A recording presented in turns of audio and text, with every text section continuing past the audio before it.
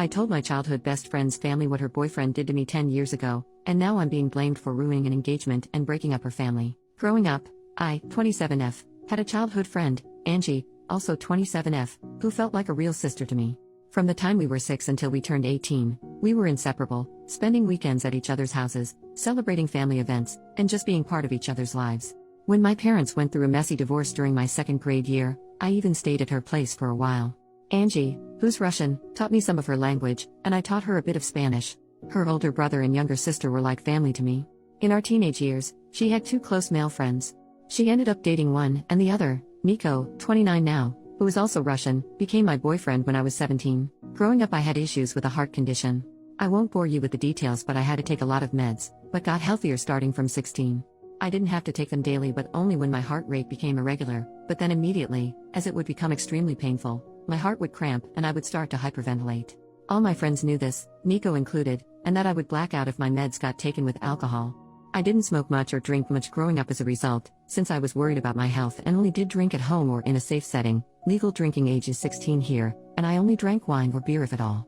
I had my first time with Nico at 17, and when my parents stayed at a retreat 2 weeks later he came over to have a date night. I did drink 1 glass of wine, but started having health issues later resulting in me taking my meds and being unconscious. I was a bit sore the next morning but didn't think much about it. 2 weeks later I'm informing Nico that I'm late on my period and he starts to panic, confessing he made love with me while I was unconscious. We've made love before, so he didn't think much about it. Apparently he didn't have protection, but since I was on the pill he figured it was alright, and he also didn't finish in me, but in a tissue. I felt violated and disgusted by myself. I didn't know how to describe this and only told Angie about it. I was an utter mess for a few years, and wasn't able to be intimate again until 2 years later. I didn't remember any of it, but was too ashamed to go to my mom or anybody else. I didn't think of it as SA back then. I was too young to really understand what and how I was violated, and Angie told me it's alright, I should break up if I feel bad about it, but we were in a relationship, and we were intimate before. I broke up with him the following day, and apparently he cried about his broken heart to her. As Nico and Angie were close and hanging out together a lot, they started dating a few months afterwards, and I had to see him every time when visiting her. I told her I'm not able to see him, but she didn't understand where I'm coming from. The contact stopped and we haven't texted or seen each other in years. I still followed her and her family and saw that her brother is expecting his first child. As I was extremely close with her family, I just commented on the Instagram post expressing my gratitude when he reached out to me.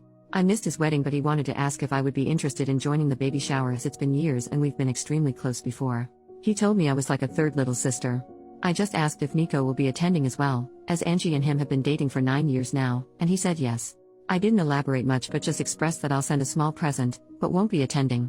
He kept on pestering me what exactly happened all those years ago and why I'm not in their lives anymore.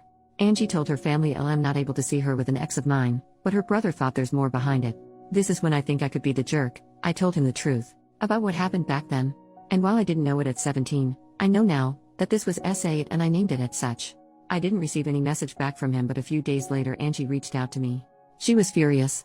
Nico had planned to propose during the baby shower, but Angie's brother is against it now, having learned why I stopped the contact. She loves Nico and will stay with him, but by doing so, her brother said she is no longer a part of his life, as he doesn't want his little baby girl in the same family as a rapist. Since then I've been getting messages from old school acquaintances, telling me I should have ignored it, and not told anybody. Since I didn't speak up back then, I lost the right to do so now, and am a horrible person for ruining somebody's life over some stuff he did 10 years ago when he himself was a child as well. Should I have just stayed quiet and not spoke up about this? First update, 10 days later. First of all, I am immensely thankful for all the people who took the time to not only read through my story, but also comment. It gave me a little bit of hope of compassion for victims of SA and also the courage to not cave to the backlash I received. Mental update, reading all the messages defending my choices on speaking up made me realize how insecure I was on what I am allowed to do and how much I was trying to make it right to other people besides myself. This especially included Nico and Angie.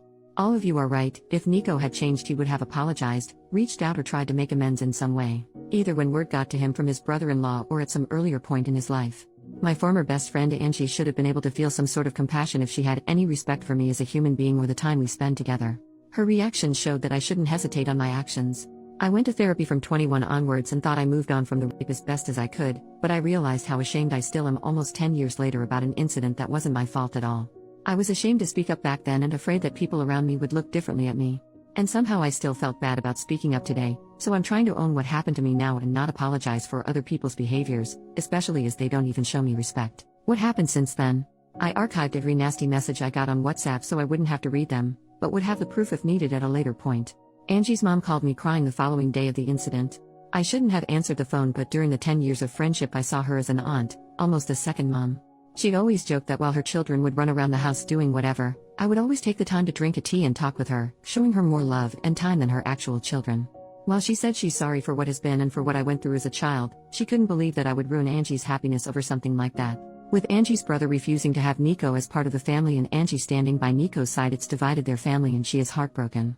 She has grown to love Nico like family as well and has known him for nothing more than a considerate young man who she knows will make her daughter happy. It wasn't nasty names or angry talk, just a heartbroken mother who faked to acknowledge my pain and saw the fault in me.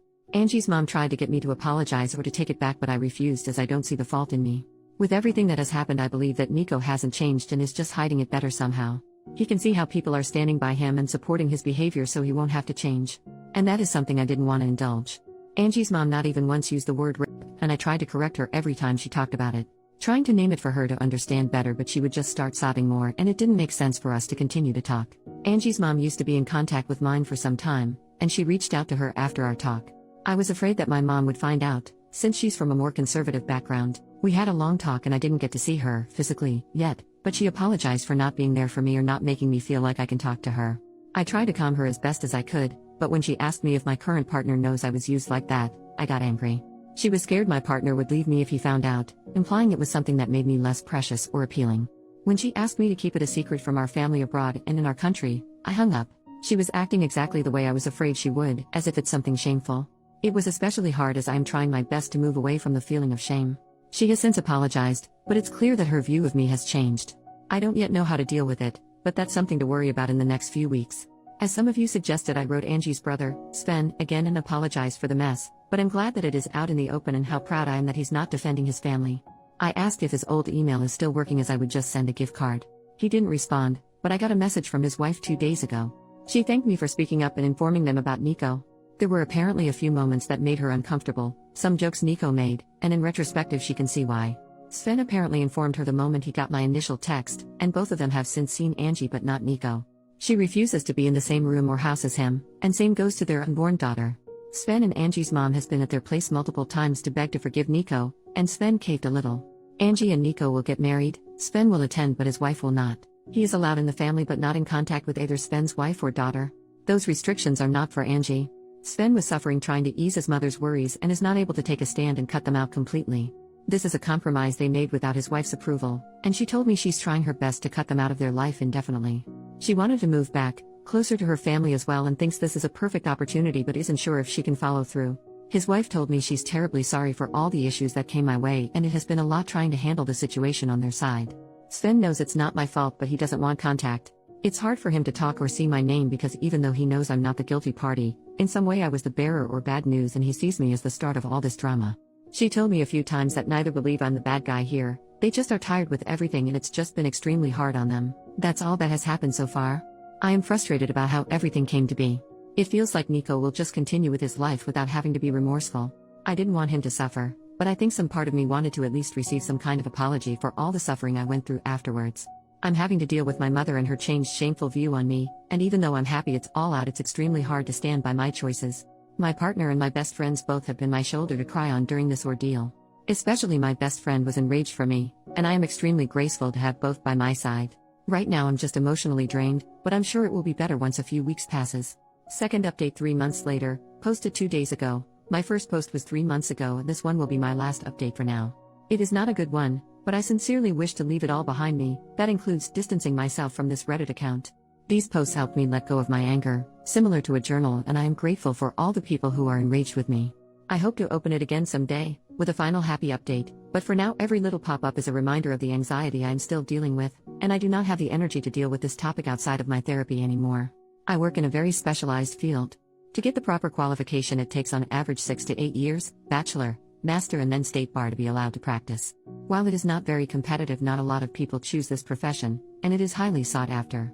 My current company paid for my master's and my extensive course as preparation for the bar exam, and I have been doing well there. My HR department called on me 2 months ago. Apparently they have been getting a lot of outside calls from Angie's mother and other relatives, saying I am involved in Amy 2 scandal and being a liability for the company as I don't have issues ruining the lives of men. How they could imagine this could change anything I do not understand. I work for a global company, They have counted on me for years. I never had any issues prior, and quite frankly, they do not care. However, they have been getting frustrated with the amount of calls and apparently even reached out to the police, and the calls have stopped since.